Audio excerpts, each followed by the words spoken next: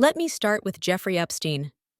Not because it proves criminality, it doesn't, but because it forces us to look again at patterns of wealth, access, and influence, and at one man in particular, Peter Mandelson.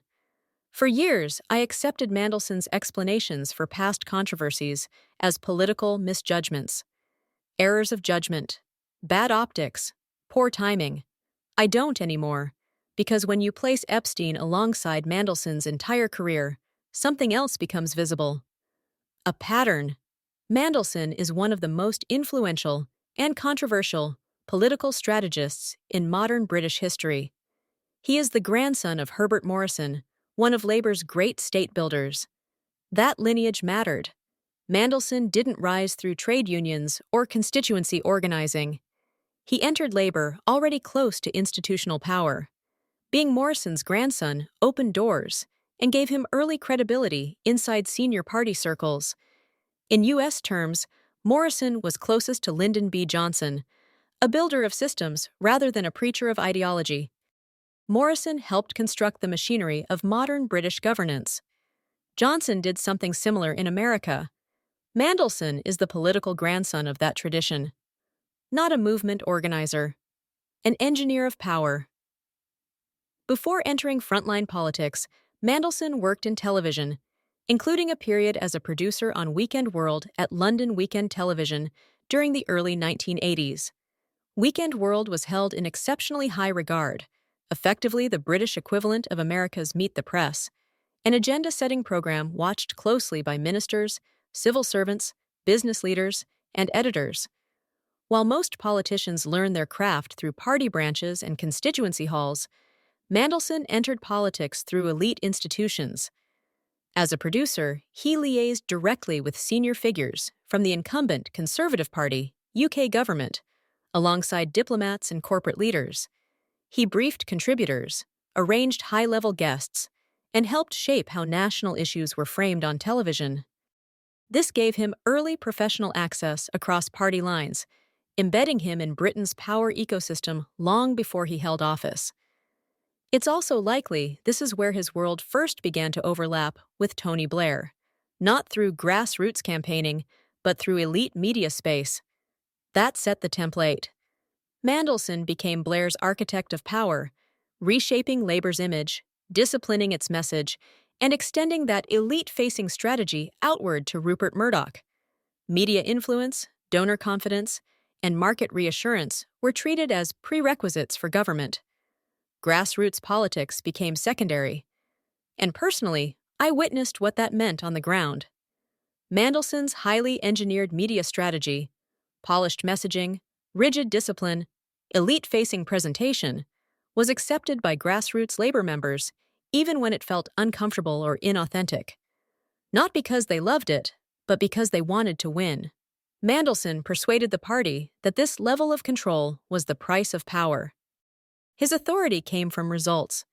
His methods were tolerated because they worked. In that moment, Mandelson didn't just reshape Labour's public image, he reshaped its internal culture.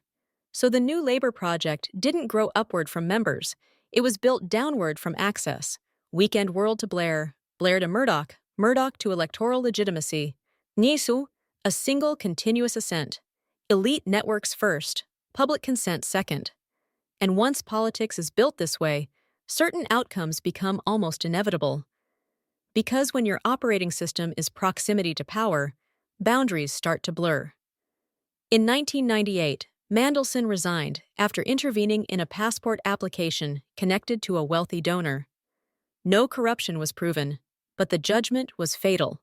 Then came his second resignation, after failing to declare a large home loan from fellow Labour figure Jeffrey Robinson. Again, no criminal finding. But again, money intersecting with office.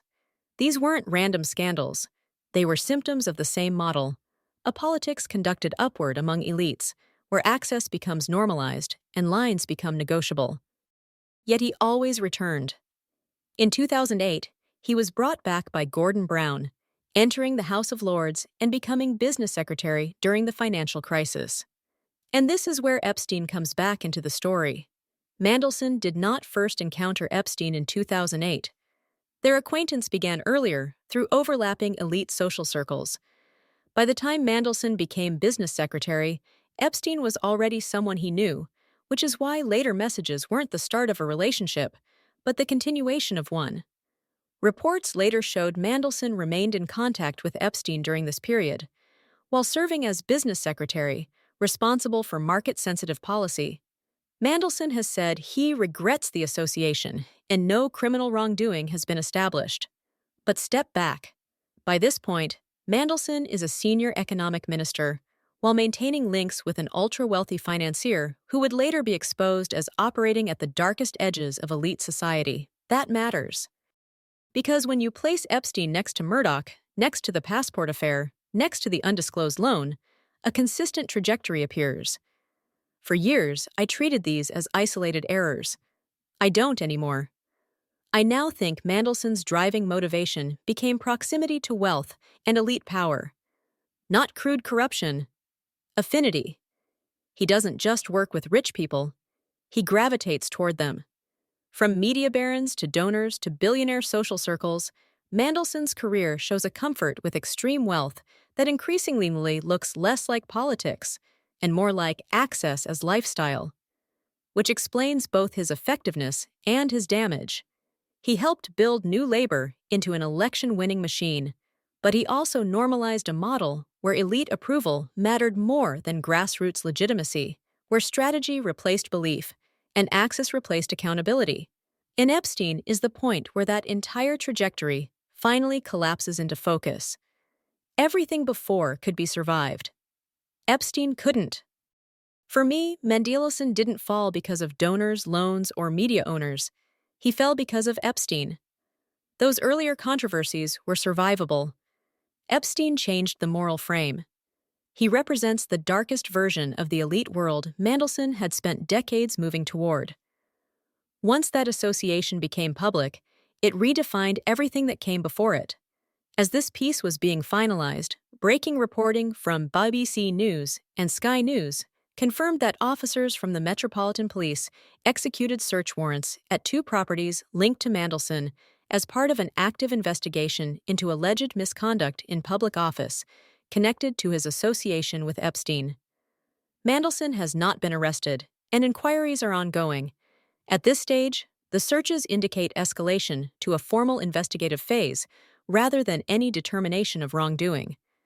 But institutionally, it matters. It marks the point at which concerns that had previously existed, largely in the media and political domain, have entered the sphere of law enforcement review. Whatever the eventual outcome, this development reframes Mandelson's story from past controversy to live examination. And this is where Keir Starmer enters the story. Starmer is not in trouble because of Mandelson's past. He is in trouble because he chose to bring Mandelson back, despite being aware of Mandelson's association with Epstein. That decision reframes everything. It's not about experience. It's not about continuity. It's about judgment.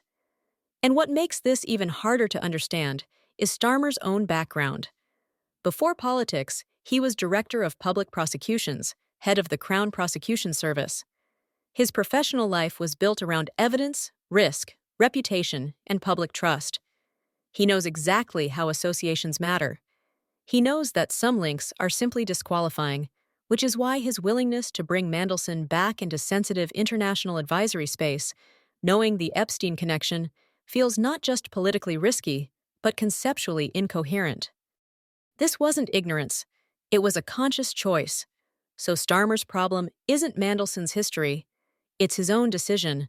By restoring Mandelson to influence, Starmer signaled that elite credentials still outweigh public trust.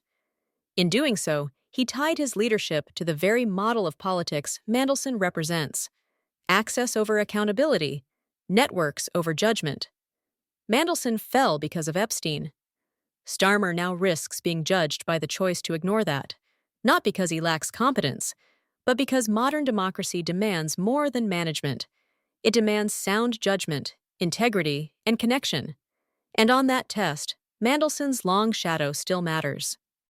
You might be wondering why this video is an AI avatar of me, Kevin James French. The simple answer is access. I have a severe speech impairment. My thoughts move faster than my voice. So I use AI speech and an avatar to carry my words. Not to replace me, to reveal me.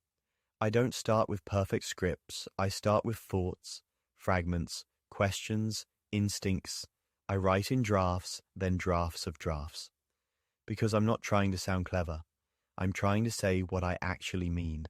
ChatGPT doesn't give me opinions. It doesn't tell me what to think. It helps me refine. I bring the ideas, the memories, the politics, the emotion. Together, we shape the language. Every line in this video is my perspective, my argument, my responsibility. This isn't automation, it's access, it's collaboration, and it lets me do what I've always done. Think out loud, build ideas, and share them with you. Hey everyone, it's Kevin James French. If you enjoy my music or my videos and want to support my work, you can now do it directly through Buy Me a Coffee.